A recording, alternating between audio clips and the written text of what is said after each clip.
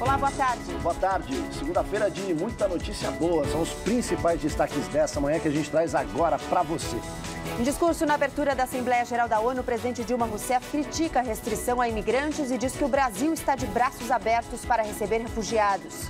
A NASA anuncia descoberta histórica na pesquisa sobre o planeta vermelho. Estaremos mais perto de descobrir vestígios de vida em Marte? A chuva causa estragos, mas eleva o nível dos reservatórios em São Paulo. No Rio de Janeiro, fim de semana tranquilo nas praias depois de operação policial contra arrastões.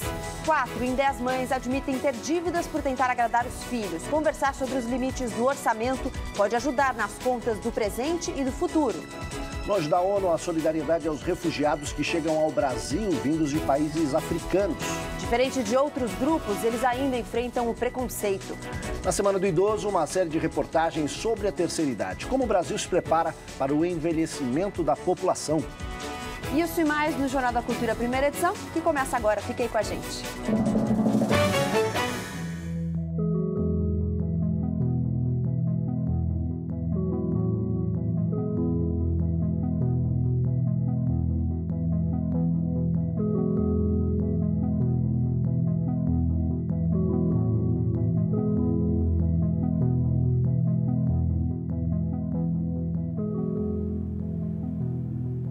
Bacana. Você acompanhou? Você viu? Tava nublado. Da minha casa não deu pra ver nada. Eu, entre uma nuvem e outra, pude ver essa superlua e o eclipse da superlua, né? Formando essa imagem bela, a lua de sangue. É com essa imagem que a gente começa o JC1 de hoje. E outra dessa agora só em 2033. Pois é. Dia 1º de outubro, quinta-feira, é dia do idoso. Para marcar a data, a gente vai mostrar durante toda a semana reportagens sobre o envelhecimento. Hoje o nosso tema é a longevidade. Segundo o IBGE, o Brasil vai se tornar um país de idosos em 2030. Pois é, portanto, daqui a 15 anos, parece muito, mas temos pouco tempo para que a nossa nação aprenda a cuidar bem das antigas gerações e fazer com que elas tenham qualidade de vida.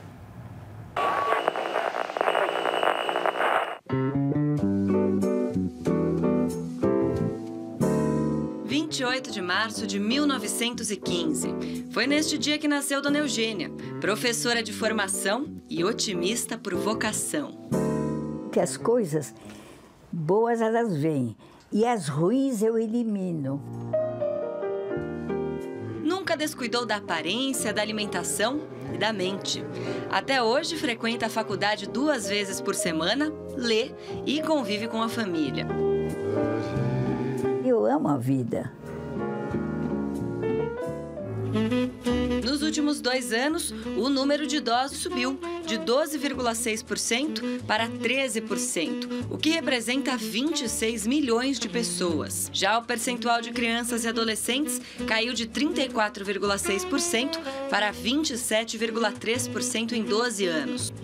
O que aconteceu no Brasil é que esse processo foi muito rápido, né? A partir da década de 50, a mortalidade infantil começa a cair muito, né?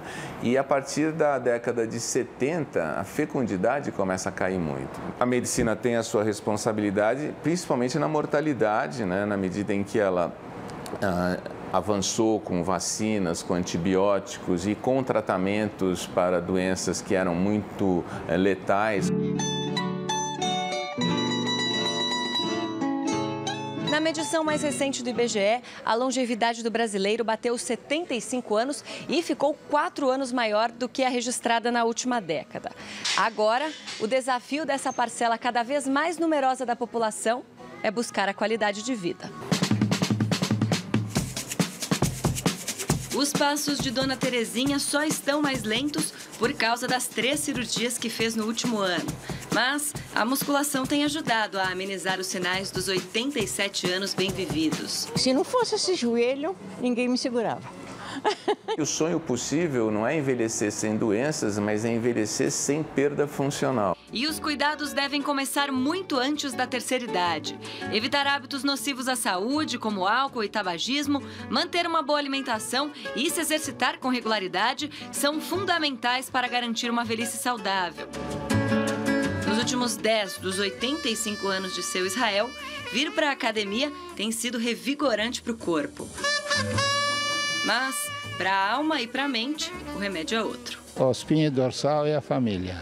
esse aqui que sustenta tudo. Os filhos têm que ter com os pais envelhecidos o mesmo respeito, carinho e cuidado que tiveram dos mesmos quando eram crianças. Eu tenho muita assiduidade, frequência da minha família e devido a eles é que estou assim.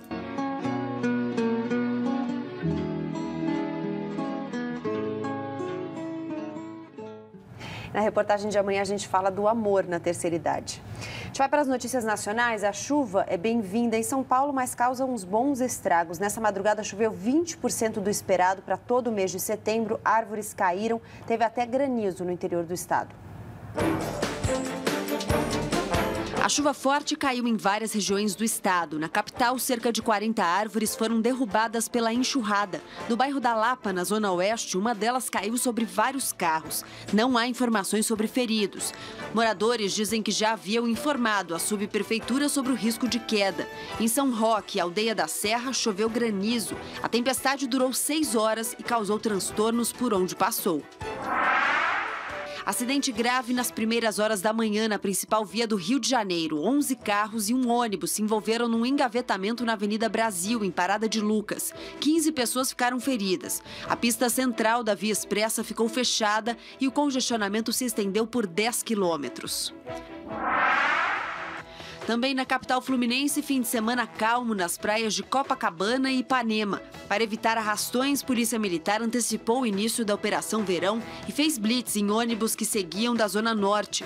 Em ação polêmica, policiais retiraram dos coletivos adolescentes que não tinham documento e dinheiro. Pelo menos 50 menores foram recolhidos, a metade com menos de 12 anos. Apesar do policiamento ostensivo e do bom tempo, as praias não ficaram lotadas. A Operação Verão vai até março do ano que vem. Ex-prefeita de São Paulo, deputada federal, ministra e senadora. Tudo isso pelo PT. Marta Suplicy agora é oficialmente do PMDB. Em evento no Tuca, em São Paulo, com a presença de caciques PMDBistas, como o presidente da Câmara, Eduardo Cunha, do Senado, Renan Calheiros, e o presidente em exercício, Michel Temer, Marta Suplicy oficializou seu ingresso ao PMDB depois de 33 anos no PT. No discurso, a ex-petista não economizou elogios a antigos adversários, como o ausente ex-presidente José Sarney, um gigante da política, segundo ela. Marta ainda disse que Michel Temer é quem deve unificar o país. Todo o esforço dela agora é para conseguir emplacar a candidatura à Prefeitura de São Paulo. Agora a gente vai para as notícias internacionais. Gabriela. A França bombardeia pela primeira vez as bases do Estado Islâmico na Síria. Os alvos foram identificados ao longo de uma operação de inteligência realizada nos últimos 15 dias e o presidente François Hollande disse que isso foi legítima defesa. A ação foi coordenada com parceiros regionais. Segundo o presidente François Hollande, um dos campos de treinamento dos jihadistas foi totalmente destruído. Foram usados 6 aviões. O exército já avisou que pode realizar novos bombardeios se for necessário. Até agora, a França se negava a participar militarmente dos ataques na Síria por receio de que as ações beneficiassem o governo de Bashar al-Assad, considerado pelo governo francês como o grande culpado pela guerra no país. No último dia de viagem aos Estados Unidos, o Papa Francisco se reuniu com vítimas de abusos sexuais e defendeu a punição a esse crime. Na Filadélfia, onde participou do Encontro Mundial de Famílias, Francisco também defendeu a valorização do papel das mulheres na Igreja Católica. A viagem, que confirmou o Papa como um importante nome na diplomacia mundial, foi marcada por momentos históricos, com discursos que conseguiram arrancar palmas, tanto de um Congresso americano extremamente polarizado, quanto de militantes cubanos com alta resistência às figuras religiosas. Agora é a vez da Audi, também parte do grupo Volkswagen, admitir fraude. A fabricante de veículos admitiu ter vendido mais de 2 milhões de carros com um software que permite camuflar a quantidade de emissão de poluentes. O dispositivo foi instalado em 8 modelos diferentes. A maioria desses veículos foi vendida na Europa. A presidente Dilma Rousseff fez agora há pouco o discurso de abertura da 70ª Assembleia Geral da ONU, em Nova York. Ela condenou os atos de barbárie cometidos por grupos terroristas como o Estado Islâmico e criticou o fechamento das fronteiras para os refugiados. Pois é, Segundo ela, num mundo em que mercadorias, capitais, informações e ideias circulam livremente, é um absurdo impedir o livre trânsito das pessoas. Ela também negou que o Brasil vive uma crise estrutural grave, numa tentativa de acalmar investidores internacionais. Estamos investindo na agricultura de baixo carbono. Ontem, a presidente Dilma Rousseff já havia discursado sobre o clima e divulgou as metas do Brasil para tentar frear o aquecimento global. Elogiado por ONGs ambientalistas, o principal objetivo anunciado foi o de reduzir em 37% a emissão de gases causadores do efeito estufa até 2025 e em 43% até 2030. O Brasil foi o primeiro país emergente a adotar uma meta absoluta de redução, passo considerado ambicioso. No fim de semana, Dilma também participou de uma reunião com líderes mundiais sobre igualdade de gêneros e defendeu os compromissos do Brasil com as mulheres, citando o atendimento humanizado às que sofrem violência doméstica, a busca por salários iguais e a maior participação delas na política. A presidente lembrou das mulheres que fogem de zonas de conflito e disse que o Brasil está de braços abertos para elas e para os refugiados. O Brasil hoje... No sábado, Dilma Rousseff se encontrou com os líderes do G4, formado por Brasil, Alemanha, Índia e Japão, países que querem se tornar membros permanentes do Conselho de Segurança da ONU. Ela defendeu mudanças urgentes no Conselho, para que ele seja mais eficaz e mais representativo. A gente volta a falar daqui a pouquinho sobre a situação dos refugiados e como o Brasil vem recebendo essas pessoas que imigram. Agora, vamos falar um pouquinho da situação em casa. Todo mundo com conta para pagar, muitos têm crianças em casa. Olha só, querer e precisar, dois verbos bem diferentes. Ensinar essa diferença é um desafio para pais e mães, principalmente na hora das compras. De agrado em agrado para as crianças, a conta no fim do mês não fecha. 4 em 10 mães admitem ter dívidas por causa do impulso motivado pelos filhos. Você compra tudo que o seu filho pede? Dou o que eu posso, né? Não é tudo o que ele quer, é o que eu posso dar. Não dá tudo, tem até alguns limites. Segundo uma pesquisa realizada pelo SPC Brasil, 6 de cada 10 mães brasileiras cedem aos pedidos dos filhos para compras fora de hora, especialmente brinquedos e doces. A ânsia de agradar os pequenos tem consequências drásticas para as contas do fim do mês e para o futuro financeiro das crianças. De acordo com a pesquisa, 1 em 5 mães brasileiras dão aos filhos um padrão de vida superior ao resto da família. 6 em 10 compram roupas e sapatos de qualidade superior para as crianças do que comprariam para elas mesmas. Metade admitiu comprar produtos para os pequenos por impulso. E no supermercado, a coisa é pior. Ana não cai nessa. Eu analiso primeiro se ela realmente precisa daquilo, mas normalmente são coisas que eu não acho que tem necessidade, então eu não compro. Os presentes mais caros, ela só dá no dia do meu aniversário e no Natal. Para este gerente financeiro, o caminho é esse mesmo. Muita conversa antes das compras, inclusive para evitar exageros no futuro. É uma solução que não infantiliza tanto o filho, ele está tomando a decisão sobre o orçamento e, ao mesmo tempo, sem comprometer o orçamento. E tem que aprender desde cedo, senão depois fica adulto, administra a própria empresa e às vezes não consegue lidar com as dívidas. É isso que a gente vai falar agora. Metade das empresas do país tem dívidas atrasadas, principalmente os pequenos negócios que mais empregam. Por isso começa hoje um feirão para renegociar essas dívidas. Quem acompanha é a repórter Luiz Versutti com os detalhes. Boa tarde, Luiz. Oi, Aldo, boa tarde para você, muito boa tarde a todos que nos assistem. Olha, a renegociação dessas dívidas será feita exclusivamente pela internet. Os empresários endividados conseguirão formas de pagamento especiais, como descontos e prazos maiores. E sobre isso eu converso agora com o Rafael Salme, gerente de recuperação de crédito da Serasa Experian.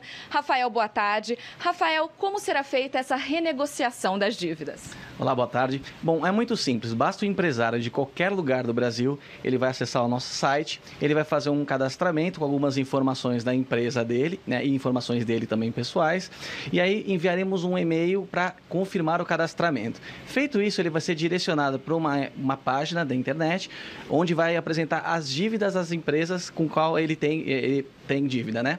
E nesse momento ele pode fazer uma negociação com essas empresas. Lá vão ter condições diferenciadas para pagamento, de parcelamento, de desconto, e ele pode eventualmente já ter uma condição pré-estabelecida no boleto bancário para que ele já faça a negociação e já pague a dívida lá mesmo através da internet. Ok, Rafael, obrigada pelas suas informações. Vocês viram que é uma forma rápida, simples e de graça. O feirão vai até o dia 5 de outubro e quem quiser se cadastrar, obter mais informações, é só acessar o site www.limpanomeempresas.com.br. Aldo. Obrigado, Luiz, pelas informações. Gabriela. A gente vai para o intervalinho rápido. A seguir, a gente fala da situação dos refugiados no Brasil. Os grupos africanos que chegam e, diferente de outros, ainda sofrem bastante preconceito. Uma descoberta histórica anunciada pela NASA: córregos de água salgada no planeta vermelho. A gente volta já.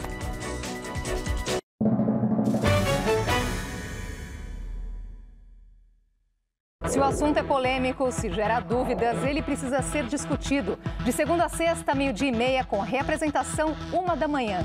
JC Debate, o espaço para você conhecer diferentes opiniões e formar a sua. Segunda, no Roda Viva, o jurista Hélio Bicudo, ex-membro fundador do PT, fala sobre o pedido de impeachment da presidente Dilma e a atual crise política no Brasil. 10h, não perca. Roda Viva. Apoio Bradesco Prime. Viver é Prime.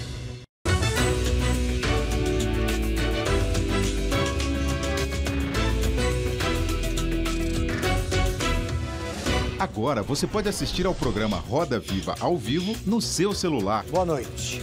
E participar de enquetes, acessar as melhores entrevistas, interagir com as redes sociais onde e quando você quiser. Baixe o aplicativo. É grátis. É mais informação na palma da sua mão.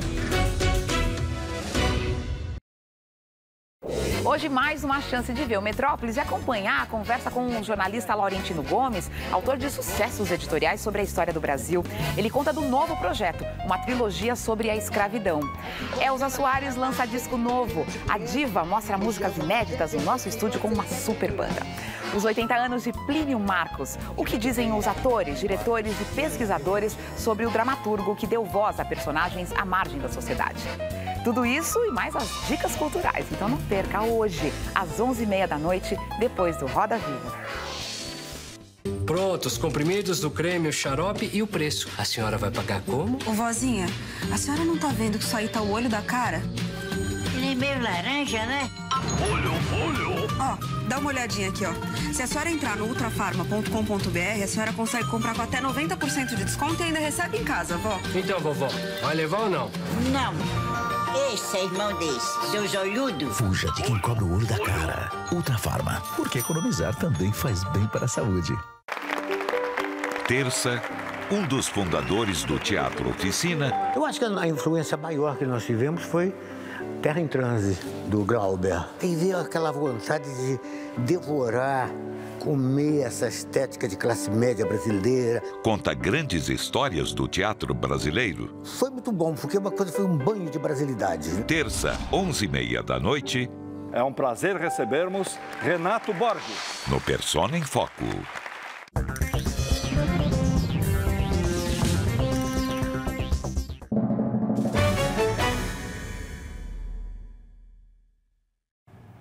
Estamos de volta, a gente fala dos refugiados aqui no Brasil. O Brasil, de uma forma geral, abriu os braços para eles. Muitos vindo de países em guerras civis, mas alguns grupos que chegam aqui ainda enfrentam bastante resistência da sociedade. As malas estão no chão, as esperanças também. São muitos os estrangeiros que vêm ao Brasil à procura de refúgio, como o pedreiro haitiano Batiste. Ele chegou há 2 meses e conta que não conseguiu trabalho. Se o recomeço em uma terra diferente é difícil para qualquer refugiado, para os negros é ainda mais complicado. O Brasil é um país que tem preconceitos raciais, então isso se reflete também na migração. Romaric, vindo de Benin, na África, sentiu na pele. Tem uma senhora também, sempre foi uma senhora. Não sei o que ela tem contra a gente. Ela fez assim. Além das dificuldades para tirar documentos, arrumar um emprego, uma casa, os estrangeiros também têm pela frente a barreira da língua. Sem falar português, saíram de seus países, mas não conseguem, na prática, começar uma vida no Brasil. Quem é de outros países chega aqui sem falar nada. Sim, muito pouco. Um básico do básico mesmo. Na sede da Missão da Paz, no centro de São Paulo, estão abrigados hoje 105 estrangeiros. 104 deles são negros e desses, 74 africanos fugindo da guerra. O continente africano tem 53 países. De 53 países, 27 estão vivendo conflitos. Rolando um dia foi refugiado. Veio com a família do Uruguai para o Brasil na década de 70. Hoje é empresário e acolhe os que vivem o que ele já viveu. Contratou 10 pessoas, entre haitianos e africanos. A vontade de recomeçar é importante, a cor da pele não. Origem, cor da pele, religião, isso é o de menos. São todos humanos. Pois é. A ONG Educafro, que você viu aí na reportagem, oferece um curso básico de português para estrangeiros e de graça. A repórter Laís Duarte agora está na sede do projeto e conta como é que a gente faz para se inscrever. Boa tarde, Laís. Boa tarde, Aldo. Boa tarde para todo mundo. Na verdade, a gente já está no finzinho da aula de hoje. Já são anos em que a Educafro oferece esse curso de português para refugiados. Qualquer pessoa vinda de outro país pode participar e não precisa pagar nada. Eu vou conversar agora com o Dernevaldo do Carmo Santos, que é o coordenador do curso de português. Boa tarde. Além das aulas, eles recebem também alimentação? Isso, transporte e alimentação, além das aulas do curso de português. Vocês percebem que depois de participar do curso, vários conseguem emprego? Conseguem ingressar na vida aqui no Brasil? Conseguem, sim. Vários são encaminhados pela Educafro para alguma empregabilidade, sim, conseguem. Eles conseguem ter uma vida estável, sim, aqui no Brasil, através do curso de português da Educafro. E até bolsa de estudos depois para fazer uma faculdade? Isso, consegue também bolsa de estudo de até 100%, hein? Inclusive, tem casos de haitianos que são bolsistas da UNILA, em Foz do Iguaçu, que conseguiu bolsa de 100% para medicina. Olha que maravilha isso, né? Tá, ok, muito obrigada pela participação. A Educafro fica aqui na rua Riachuelo, número 342, no centro de São Paulo. Quem quiser mais informações para se inscrever, é só acessar o site educafro.org.br. Aldo. Obrigado, Laís. E olha, agora é hora da gente anunciar essa descoberta fantástica que a NASA acaba de divulgar no seu canal da internet. Os cientistas confirmaram uma suspeita que já vinha a partir das imagens enviadas pelas sondas. Existem no planeta vermelho córregos de água salgada sazonais. Nos meses quentes eles se formam, descem das montanhas para as regiões mais baixas. Nessa divulgação feita agorinha pelo site da NASA, além dos chefes do programa de exploração de Marte, também participou da conversa a estudante Luyendra Orra, do Instituto de Tecnologia da Geórgia. Ela faz doutorado na NASA e descobriu em 2011 indícios de água em Marte. A participação dela deu a pista para que terráqueos ansiosos por saber qual seria o mistério desvendado. Outra possibilidade era a descoberta de material biológico no planeta vermelho. Ainda não está descartada, porque já que essa água salgada está lá, pode haver atividade microbiana. Os cientistas ainda não descartam essa possibilidade. O anúncio é mais uma etapa da exploração de Marte que deve culminar com o lançamento de uma missão tripulada em 2030. É uma descoberta, mais um passo, né, nesses 50 anos do programa de exploração de Marte, meio século de ciência produzida por mentes jovens e experientes do mundo inteiro. Em 1965, a sonda Mariner 4 foi a primeira a passar pela órbita de Marte. Fez 22 fotos, revelou crateras, uma atmosfera de gás carbônico e nada da civilização avançada temida no século XIX. Outras 15 missões robóticas seriam lançadas. A cada sucesso, a emoção de quem se aproxima um pouco mais da solução do mistério. Marte é um destino almejado por cientistas terráqueos. A formação e evolução do planeta são semelhantes às da Terra, o que pode dar pistas de como a vida surgiu por aqui ou desapareceu por lá. Robôs como o Opportunity e o Curiosity circulam no terreno rochoso do planeta vermelho e enviam aos cientistas informações valiosas sobre o que astronautas encontrariam ao chegar. A sonda Maven circunda desde setembro de 2014 a órbita marciana para mapear a atmosfera e o relevo. O momento alto dessa história deve chegar em 2030, quando depois de uma viagem de 9 meses, os pesquisadores esperam pousar uma nave tripulada e receber as primeiras imagens de humanos pisando em solo marciano. A gente vai para o esporte e começa falando de rugby, esporte tradicional principalmente na Europa. A Copa do Mundo está acontecendo na Inglaterra, a Romênia perdeu para a Irlanda, mas os jogadores parece que não se importaram muito não, porque eles tinham que comemorar. O rugby não é um esporte conhecido precisamente pela delicadeza e pela sensibilidade. É só ver alguns lances do jogo entre Romênia e Irlanda pela Copa do Mundo, que lotou o estádio de Wembley, na Inglaterra. Foi uma lavada dos irlandeses, viu? Vitória por 44-10. Depois que acabou, os jogadores se cumprimentaram, seguiram o ritual. Os irlandeses foram para o estádio, mas o pessoal da Romênia ficou em campo. Dura do treinador pelo jogo apresentado? Que nada, estava tudo planejado para a estrela do time, Florin Surgiu, pedir a namorada Alexandra em casamento. Olha que romântico. Os brutamontes, parceiros de seleção, até esqueceram a derrota, abriram sorrisões em respeito ao casal. Ai, não custa citar, né? Ela disse sim. Vamos para o basquete agora. O Bauru perdeu a final do Mundial de Clubes contra o Real Madrid da Espanha. O jogo foi disputado no ginásio do Ibirapuera, em São Paulo. Um abismo separa os investimentos dos dois clubes. Enquanto o time paulista gastou 6 milhões de reais na última temporada, os espanhóis colocaram em quadra 119 milhões de reais só em salários. Mas em quadra a diferença não foi tão grande. O jogo seguiu equilibrado nos 4 quartos, com os times alternando a ponta. E a igualdade seguiu até o fim, com os merengues vencendo por apenas 1 ponto, 91-90. Esse foi o 5º título mundial do Real Madrid, maior campeão mundial de clubes da história. Vamos aos gols do Brasileirão, com o Corinthians cada vez mais perto do título. O Corinthians foi até o estádio Orlando Scarpelli, em Florianópolis, enfrentar o Figueirense. Elias, Gil e Renato Augusto marcaram pelo alvinegro paulista. Leandro Silva descontou. O Timão tem agora 7 pontos de vantagem para o Atlético Mineiro. O Galo também estava em Santa Catarina. Ficou no empate em 2-2 com o Joinville. São Paulo e Palmeiras fizeram o clássico paulista da rodada numa briga direta pelo G4. Carlinhos colocou o tricolor em vantagem, mas nos acréscimos do jogo, Rogério Ceni bobeou e Robinho manteve o Palmeiras no grupo que classifica a Libertadores. Quem colou na turma da frente foi o Santos. Venceu o Internacional na Vila Belmiro por 3-1 e agora está a 2 pontos do Palmeiras, na 5ª colocação. No clássico carioca, o Flamengo até saiu na frente do Vasco com Emerson Sheik, mas Rodrigo e Nenê viraram 2-1. Isso aí, minha gente, o Jornal da Cultura Primeira Edição fica por aqui. Quer saber mais sobre o Brasil e o mundo? Entre lá no nosso site, tvcultura.com.br/jornalismo. Uma ótima tarde para você. Fique agora com o JC Debate. Hoje fala sobre o controle excessivo que algumas empresas exercem sobre os funcionários.